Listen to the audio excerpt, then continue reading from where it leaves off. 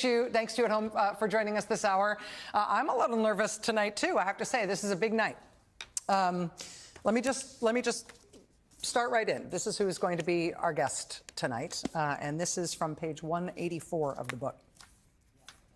On the evening of December 18th, Mark Meadows, my boss, chief of staff, returned from a meeting in the Oval Office and abruptly asked if I could tell his detail he wanted to go home, as if there was an emergency there. His detail quickly prepared his limo, and he left campus without further explanation. Shortly after Mark's departure, I walked down to visit with Molly and get a sense of the president's evening plans. Usually, if Mark went home before the president went to the residence, I would stay at my desk in case the president needed anything from Mark or me. But since Mark had left early with such confidence, I thought perhaps the president was wrapping up for the evening and I would get to go home early, too. When I walked into the outer oval, I saw that the president was meeting with General Mike Flynn, the former national security advisor, who had pled guilty to lying to the FBI about his involvement with Russian officials, cutting a cooperation deal in special counsel Robert Mueller's inquiry into interference in the 2016 election. 3 weeks before today's meeting on November 25th, Trump had issued Flynn a presidential pardon. Why is Mike Flynn here? I asked Molly. I'm not sure, Molly said, then added, he's just talking to the president about some things. Talking to the president about some things. Got it. I went back to my office and settled in. Molly came to my office soon after and asked if we had a wine opener. No, I said, Mark doesn't drink, so we do not keep alcoholic paraphernalia in his vicinity. I tried to joke, but she did not crack even a slight smile. I sighed. I know the vice president has one. I'll call his assistant. Once we secured the wine opener, we parted ways back to our respective desks. A few minutes later, Pat Cipollone, Pat Philbin, Eric Hirschman, and Derek Lyons barreled down the hallway past my office door and rounded the corner toward the Oval Office. I was imagining various reasons Mike Flynn could have for being there that had the lawyers in a panic. But then I remembered it was Derek Lyons' last day at the White House. I figured I was overthinking it. Flynn had probably left. There was maybe a toast for Derek in the Oval Office to celebrate his tenure at the White House. Pat Cipollone's top aide and Derek's fiancée, Liz Horning, wandered in and asked if I knew what was happening in the Oval Office. She had dinner plans with Derek and could not get in touch with him. I said, I'm not sure, but a bunch of people are in the Oval. On cue, we both turned toward the sound of raised voices coming from that direction. Although the Oval Office was about a 10-second walk from my desk, it was highly unusual to hear any noise coming from there. We could not make out distinct words that night, just people screaming at each other. Molly called me to come to the outer Oval. Dan Scavino was pouring the last of a bottle of wine into a glass. The screaming was much louder than I had anticipated. I looked into the Oval Office and saw a larger group. Along with the White House lawyers were Mike Flynn, Sidney Powell, and Patrick Byrne, the CEO of Overstock.com. How did all these people get inside the building? I could tell the meeting was growing more contentious, so I decided to text Tony Ornato, the deputy chief of staff. Flynn is still here, and Sidney Powell. There's a brawl. He responded, oh, holy hell. Tony immediately called and asked if I knew what they were brawling over. He had been in the Oval Office earlier that day and heard the president talk about invoking the Insurrection Act or martial law. If that's what they were arguing over, Tony said, I needed to get Mark Meadows back to the White House as soon as possible. Eventually, I got a hold of Mark, who seemed reluctant to get on the line with the president. I urged him that it sounded like it was a matter of national security. A Secret Service agent who was standing outside the Oval Office came by. The agent said, I don't want to hear all of that. It's really upsetting. I wouldn't recommend going down there. The West Wing was officially unhinged. Hutchinson continues. Things seemed to be breaking up as people filed out of the Oval and walked by my desk. Molly told me the president wanted to have dinner in the residence and was planning to reconvene the meeting in the Yellow Oval after he finished eating. I told her I would stay in case something happened. She wished me luck, and then she left for the night. Dan Scavino stopped by on his way home and said, this is effed up. Eric Hirschman walked into Mark Meadows' office in a fury, pounding his fist on the wall. This can't be effing happening, he said. This is effing insane. Pat Cipollone, looking traumatized, said to me, this is nuts. Mark needs to come back. Derek Lyons asked, quote, does the chief really need more of a reason to come back? Here it is. Martial law.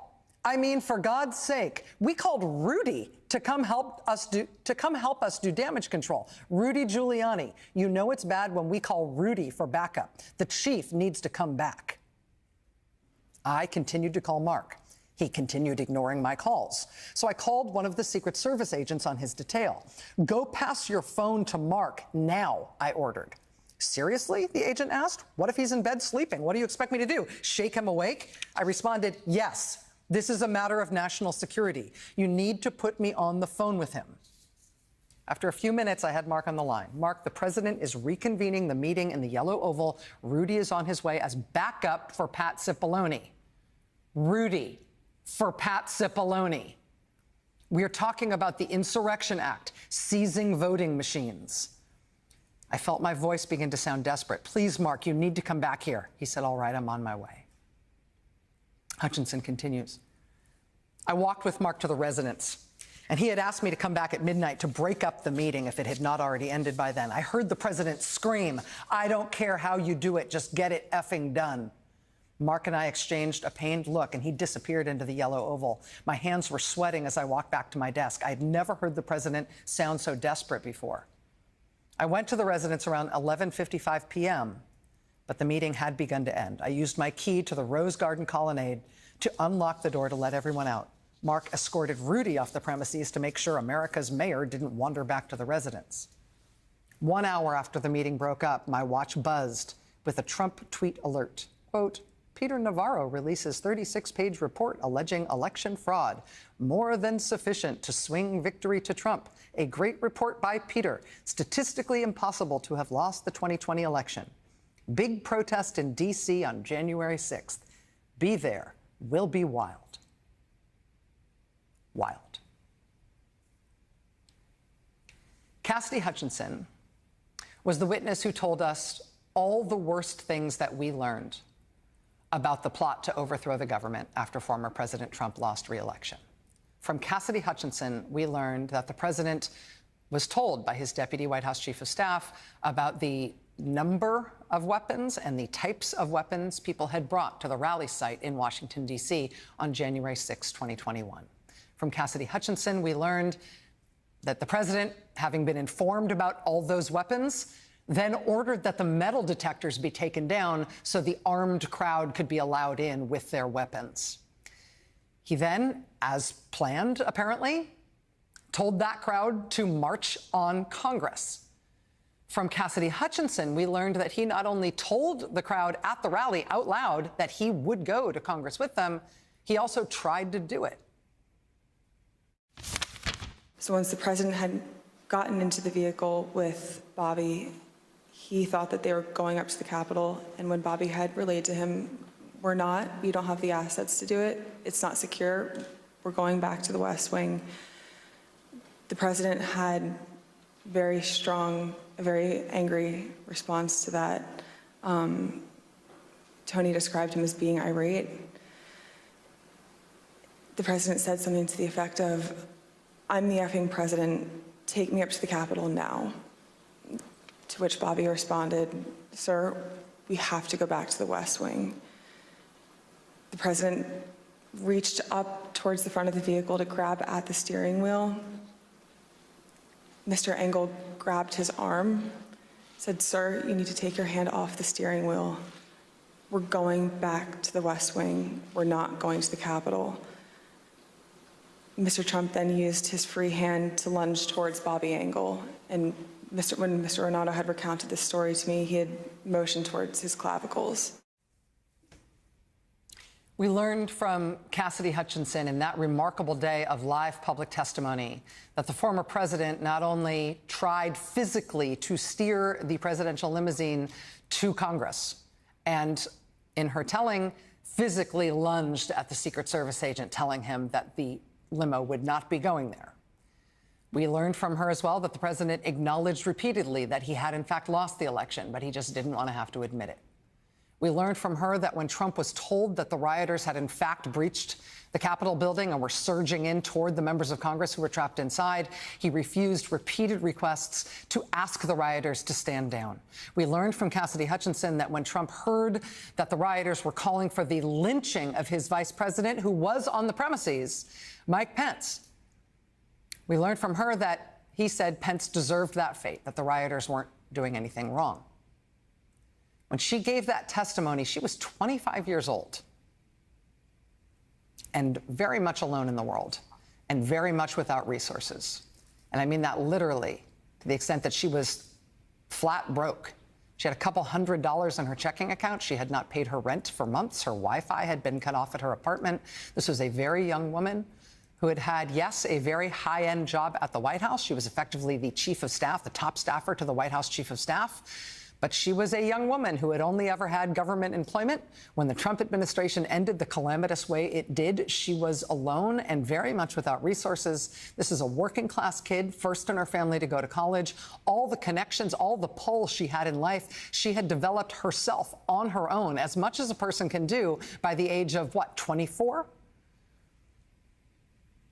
When she was subpoenaed to testify, she was very much alone. She was unable to afford a lawyer on her own. She reluctantly, therefore, got one from Trump World. She says that that lawyer effectively encouraged her to not tell what she knew.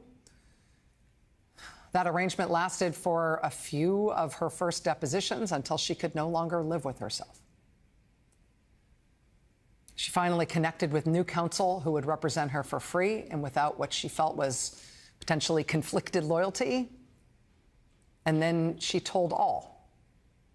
She says in her new book, in the prologue, quote, "Before retaining my new lawyers, at times I had told less than the whole truth to a congressional committee charged with investigating a matter of the highest national importance, a matter that posed a threat to America's future greatness. I had withheld information about events that I had witnessed or that had been recounted to me by witnesses. Those events had precipitated the shocking assault on the United States Congress, an institution I cherish, and threatened the continued success of American democracy.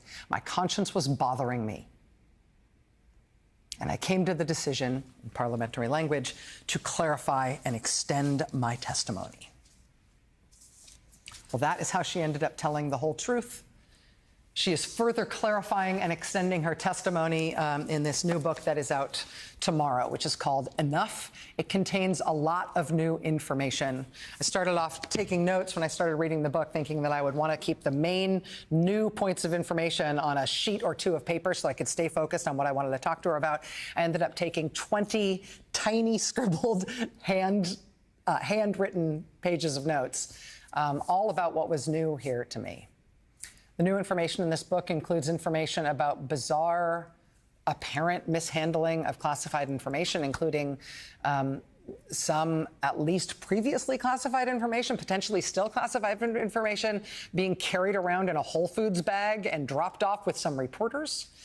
There's a strange new story about what the White House chief of staff did in the last 15 minutes that the Trump administration existed on Inauguration Day, something that required him to move with lights and sirens through downtown D.C. to get there before noon, whereupon Joe Biden would become president. There's new information that as early as May 2020, the Trump White House, May 2020, was already trying out the phrase "stop the steal" in messaging about the 2020 election. That's 6 months before the election even happened.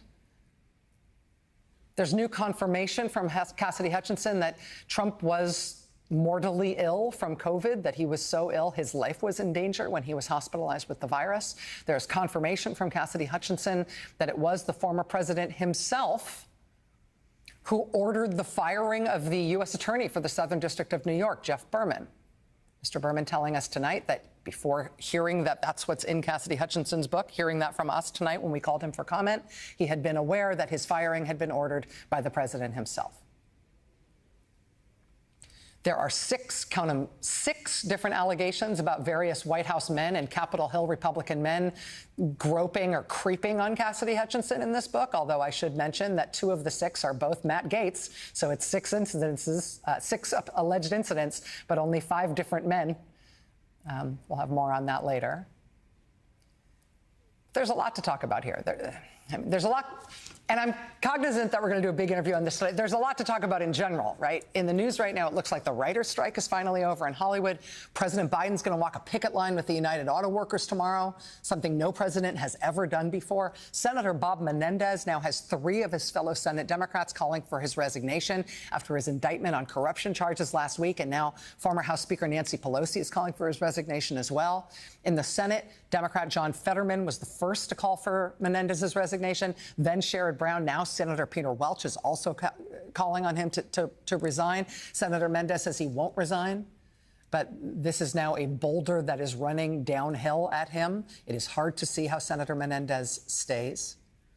We're still looking at a government shutdown by the end of the week. There are even odds that a shutdown might also bring with it the end of the speakership of House Republican leader Kevin McCarthy, someone with whom Cassidy Hutchinson was very, very close. We've got the second Republican presidential debate 2 nights from now, with former President Donald Trump still not planning on showing up despite his lead in the polls. Instead, he's making headlines in the last few days for saying this weekend that the chairman of the Joint Chiefs of Staff should be executed for treason. Then today he said this news network you're watching now should be investigated for treason, and it will be if he's elected president again. Then this afternoon he tried to buy a gun. People under felony indictment aren't legally allowed to buy a gun, but that was a real moment today. For Cassidy Hutchinson, it has been 15 months since her testimony that turned the world on its ear. She has spent those 15 months out of sight, in part for her own safety, but also to write this book and also to do 3 separate interviews with U.S. Justice Department prosecutors and 1 with the grand jury in Fulton County. The former president she served and who she says she at one point adored and to whom she was quite loyal for a very long time, he's now been indicted in 4 different jurisdictions on dozens of felony counts. Cassidy Hutchinson says she found the bravery to stop effectively lying by omission, to start telling what she actually knew when she first read the story of this man, a man who had basically the same job as hers under a very different president. Alexander Butterfield had also been effectively chief of staff to the White House chief of staff under President Nixon.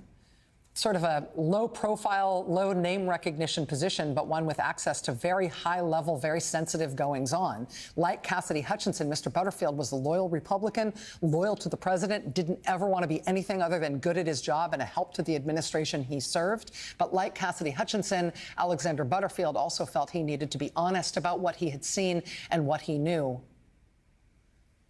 Alexander Butterfield is how the nation learned there was a taping system in the Nixon White House during Watergate.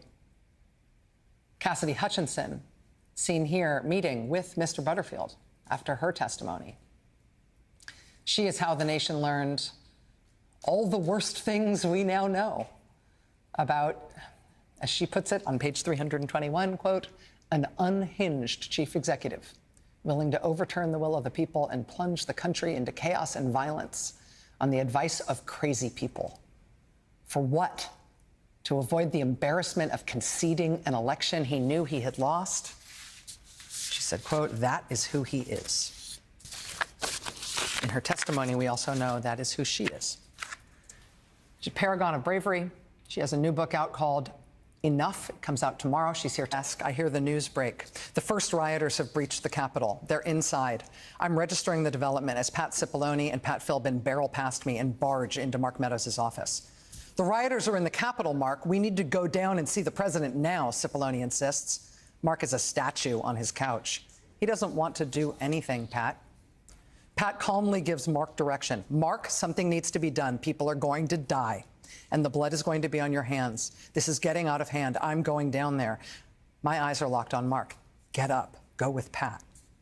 Mark slowly stands, leaning against the arm of the couch, and walks silently to my desk. He's clutching his eyeglasses in his fist. His knuckles are white. He sets his phones on my desk. Let me know if Jim calls, meaning Jim Jordan. Jim Jordan calls minutes later. I feel a pang of hope. 1 sec, I'll go get him. I go to the dining room. Is Mark in there? I ask the valet. The valet nods. I look through the peephole and see the back of his suit. I open the door to get his attention. The group is having a heated conversation about the rioters. Mark sees me. I point at the phone screen where Jim's caller ID is visible. He comes over to take the phone, propping the door open with his body as he talks to Jim. I take a few steps back as Mark takes my place in the doorway, and I strain to listen to both conversations. The TV in the Oval dining room is blaring. The president is yelling. What's he saying? I can't make it out. I hear him say, "Hang," repeatedly. "Hang, hang, what's that about?" Mark hands his phone back to me, the cue for me to return to my desk. Back in my office, my phone notifies me of a Trump tweet. Mike Pence didn't have the courage to do what should have been done to protect our country and our Constitution, giving states a chance to certify a corrected set of facts, not the fraudulent or inaccurate ones which they were asked to previously certify. USA demands the truth. Hutchinson continues, I'm struggling to process what's happening as Mark, Pat Cipollone, Pat Philbin, and Eric Hirschman stumble back to the office. I overhear their conversation, and suddenly everything makes sense. They are calling for the vice president to be hanged. The president is okay with it. He doesn't want to do anything. He doesn't think they're doing anything wrong. He thinks Mike is a traitor. This is crazy. We need to be doing something more. My phone is pinging nonstop with emails, texts, signal messages, and unanswered calls. Mark's phones are too. I am devoid of emotion as I consider what I should do. And then, letting what I just heard sink in, I'm gripped with anger and hurt. I snatch my coat. I run out of the office to go to the Eisenhower building. I need to check in with Mark's Secret Service detail. We need to have a plan in case the worst happens, in case this is the beginning of a coup. That is from Cassidy Hutchinson's new book, which is called Enough, which is out tomorrow. Ms. Hutchinson, it's nice to meet you. Thank you for being here. Thank you for having me, Rachel. This is the first live interview you've done in the media. It is the second live interview you have done in life. The first one was your testimony. How are you doing? I'm doing well. It's a pleasure to be here with you, and it's an honor to have this as my first live interview. Well, second live interview, I guess. Second live interview. The first one much more consequential than this one, don't worry. I mean, it's been 15 months since that testimony. Your life has changed dramatically since then. I said, based on what I read in your book, but I didn't ask you about this ahead of time, I said in my introductory remarks that a lot of the reason that people haven't heard from you or seen you out in the world in the last 15 months is, at least in part, because of concerns about your security. Is that fair? Is that still a real life concern for you? That's a fair assessment, yes. How are you taking care of yourself in that regard? I mean, you don't have to tell me anything I shouldn't know. No, you're fine. Open book. It's been difficult in a lot of ways. It's open. This year has helped me open my eyes to the dangers that Trump actually poses on people in these situations. Mm-hmm. And I'm not the only one. And I wish I could say I'd be the last person, but unfortunately I won't. And that's what he does to people that he thinks that speak out against him or that detract from him. And it's one of the more dangerous things about Donald Trump, too. This is something we've seen time and time again, and it shouldn't have to be like this. You write about, in the book, repeatedly about your regret for having not supported him, but specifically for having facilitated some of the political attacks that he launched as president on people that were designed the way he designs them, to hurt people maximally and in some cases to expose them to danger. Did that give you any insight into why he needs politics to work that way for him, and any insight into how to combat it? It gave me an insight into his psyche while I was writing the book and helping understand my circumstances with it, mm-hmm. and what I dealt with after I testified. But with that said, it helped also open my eyes to what he wants from people. He wants to know that he's getting a reaction. He thrives when he has an audience. It could be a negative audience. It could be an audience that he likes. It could be his base. But what he needs is to hear people reacting to him. And that's when he knows, in his mind, that he has been successful to something. Is that why you've never responded to his attacks on you? I've never responded to his attacks on me because I don't need to give them oxygen. He is going to say what he's going to say, and he said much worse things about much better people than I am.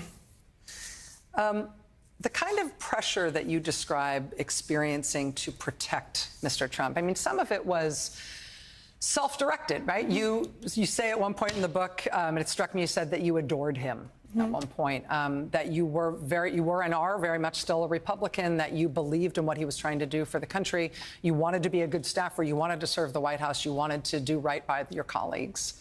And that sort of easily leads toward the next post-presidential project for him, which is protecting him from all the investigations around January 6th and everything else. But that pressure not only came from you, it also came from his world. You didn't have financial resources to hire your own lawyer. You didn't have access to a lawyer at the outset who would represent you for free.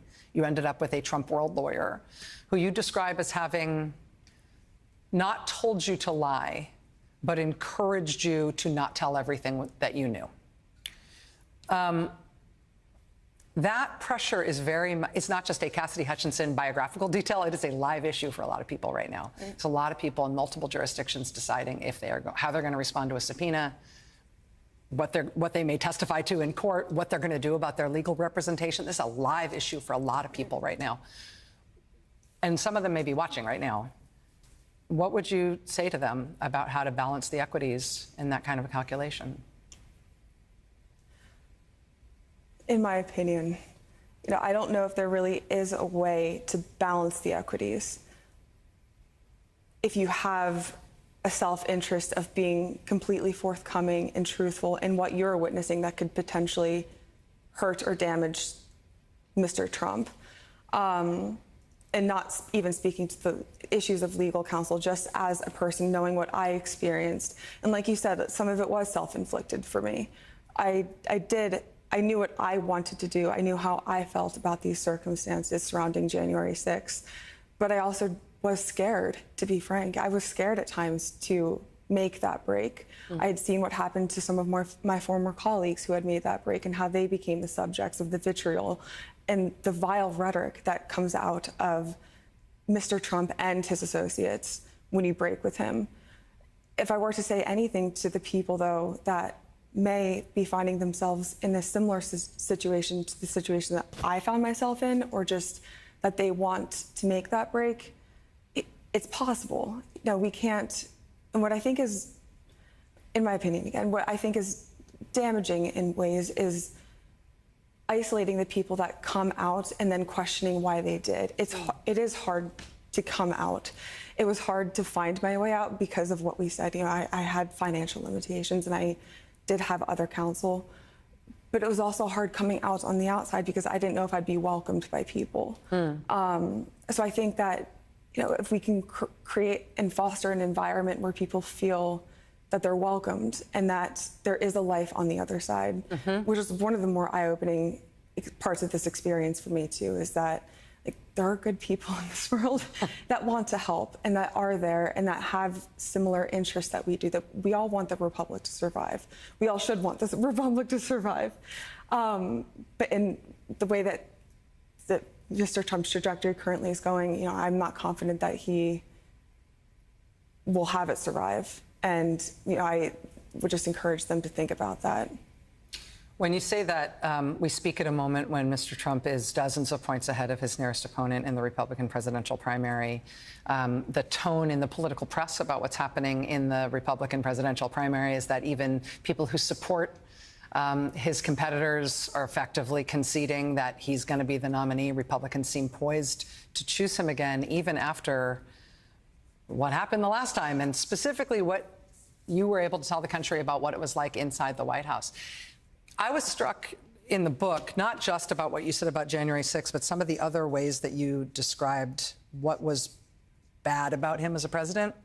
On COVID, you said, I doubt any politician could have led the country through the deadliest pandemic in 100 years without making errors of judgment and execution. But of all the people in the world, President Trump was uniquely unsuited to the challenge. He lacked empathy and was stubborn and impatient. You said he had a restless, impulsive personality. You described his attention span not being up to an average meeting. I noticed that his eyes often wandered the room when the meetings outlasted his attention span. Ultimately, you described what happened on January 6th as, from him, at a minimum, a shocking dereliction of duty. I mean, all of the things that you described from having seen him up close are public record now. Right. None of these things are secrets. Why do you think your fellow Republicans want him more than they want anybody else as their next candidate for the White House? I can't speak to the psyche of I won't say my fellow Republicans, because I do not think that we are a part of the same Republican Party. I still consider myself a Republican. I consider myself a Republican in the sense of Senator Mitt Romney and the Reagan Republican Party. I believe that the Republican Party needs a strong conservative party. I do not believe that Mr. Trump is a strong Republican. But in this next election cycle, in my opinion, it's the make or break moment for the Republican Party. Now is the time. If these politicians, these men and some women that are currently in Congress want to make the break and want to take the stand, they have to do it now. We can't wait any longer for them to do it. I don't know why they're so willing to support him. I think it's extremely disappointing, and it is not a hard issue to take. We're talking about a man who, at the very essence of his being, almost destroyed democracy in one day, and he wants to do it again. He wants to run for president to do it again. He's been indicted 4 times since January 6th. I would not have a clear conscience and be able to sleep at night if I were a Republican in Congress that supported Donald Trump. And, I think that if they're not willing to split with that, then we're in serious danger for the party. I want to talk with you about those indictments. I know you've spoken with federal prosecutors and with the Fulton County grand jury.